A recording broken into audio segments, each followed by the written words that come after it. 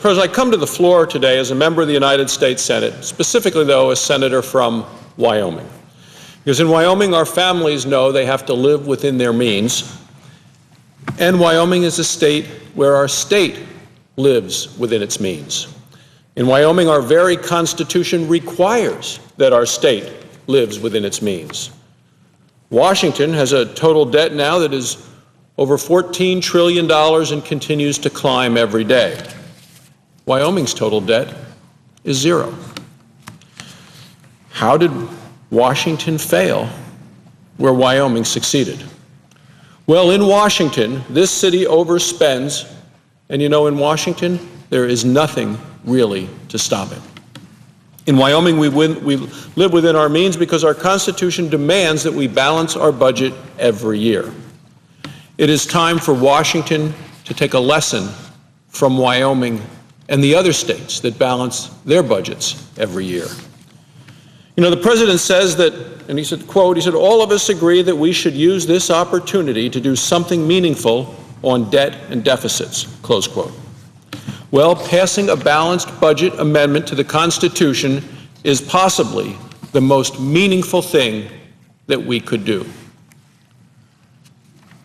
This city's finances are in disarray. Our nation's finances are in disarray. And it's been over 800 days since this body has passed a budget resolution. Since the last time a full budget was passed, our country has spent over $7 trillion. $3.2 trillion of that money was money we do not have. Our total debt now, over $14 trillion. People say, how much money is that? The number is astonishingly large. Well, let's try to put it a little bit into perspective. Every day, Washington borrows over $4 billion. Borrowed over $4 billion yesterday, over $4 billion today. And if someone will lend us the money, we will borrow over $4 billion tomorrow. That's over $2 million a minute, every minute. Well, every single day, Washington borrows enough money to buy tens of thousands of new homes. Every single hour, Washington borrows enough to buy nearly 2 million barrels of oil. Every single minute, Washington borrows enough to send 53 students to private college for a full year. Every single second, Washington borrows enough to buy 2 new automobiles. We paid over $200 billion last year in interest on the debt alone. The president talks about a tax on private jets. That's enough money, the interest alone, to buy over 200 private jets every day. It's not enough to think about this in the large terms. You have to try to put it into terms that people understand, because we are spending and borrowing so much money, it is difficult to put it into terms that people grasp and that they see. And it's good to hear the president acknowledge that we have to stop making more than the minimum payments in order to pay off and deal with this incredible debt. The president's also signaled his willingness to make a deal, he said, that involves what he calls meaningful changes to Medicare, to Social Security, and to Medicaid. And to his credit, the president has accepted that much of the problem with saving these programs springs from his own side of the aisle. And he says, and I agree, now is the time to do it. The Associated Press quotes the president asking the most important question of all: if not now, when? Well, the clock is ticking. In just 13 years, Medicare will be bankrupt. Mr. President, we have to strengthen Medicare. In 25 years, the same will be true of Social Security. Unlike our debt limit, this is not a limit that Congress can simply legislate away. We have to act now to prevent these programs from failing not just today's generation, but future generations. As a Senate Minority Leader has said, he said, I commend the President for putting Social Security and Medicare on the table. He is correct in doing that. So with the President seeing the light on so many issues, why are we still talking about finding a solution instead of actually getting one passed here in the Congress? Because for all that he claims to understand, the President has still fallen back on the same tax and spend policies that made this economic situation worse. It is clear that the policies of this administration have taken a tough problem and they have made it worse. You know, on the president's inauguration day, unemployment rate in this country was just under 8%. Today, it's 9.2%. Every American child who's born today will owe roughly $45,000. Let's compare that to the day that President Obama was inaugurated. Every child born then owed roughly $35,000. So in just those short years, the debt on a child born in America, the debt that they are born with, has gone up from $35,000 to $45,000.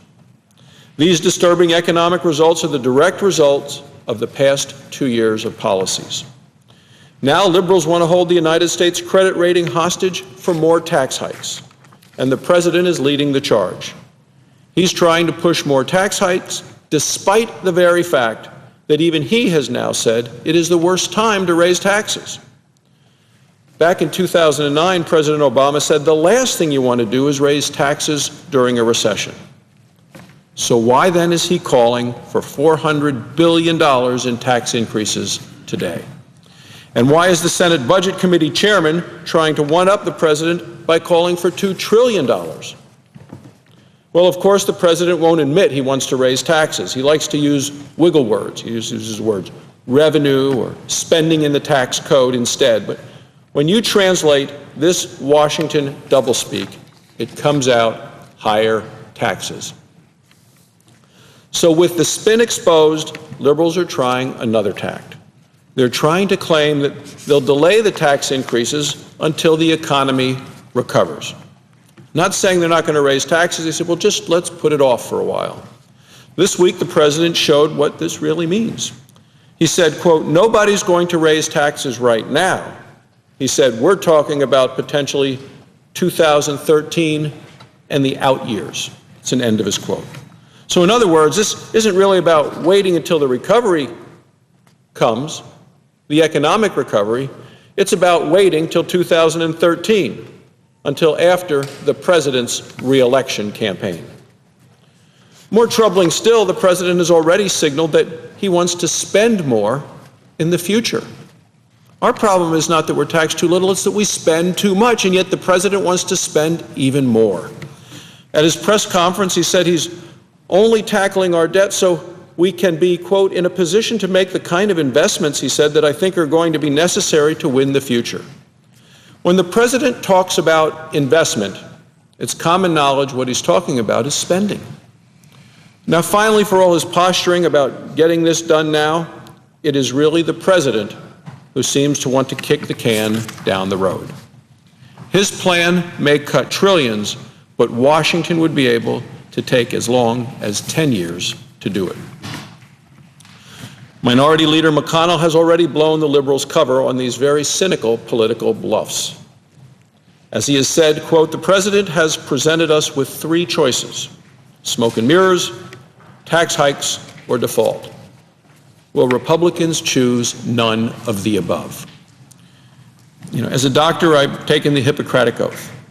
The oath says, do no harm. Well, I will tell you, Mr. President, raising taxes will harm our economy. And cutting spending at a snail's pace will do very little to help. We have to tackle our fiscal problems today. The first steps towards solving these problems should be to pass an amendment to our Constitution requiring Washington to balance its budget. A balanced budget amendment would require Washington to spend no more money than it takes in each and every year. Such an amendment would force Washington to live within its means, like many, many states do, and like the families across the country do. So I come to the floor, Mr. President, as co-sponsor of the balanced budget amendment. As a matter of fact, every Republican in the Senate is a co-sponsor of the balanced budget amendment. 47 Republican senators, every one a co-sponsor of the balanced budget amendment. We are united and will remain united, Mr. President. This is a common sense approach, and it will show the American people that they can trust their government with their money once again. because right now the American people have little confidence that they are getting value for the money that they send to Washington. I believe, Mr. President, that we need to lead today, not defer leadership until tomorrow. Americans are courageous. They deserve a courageous government.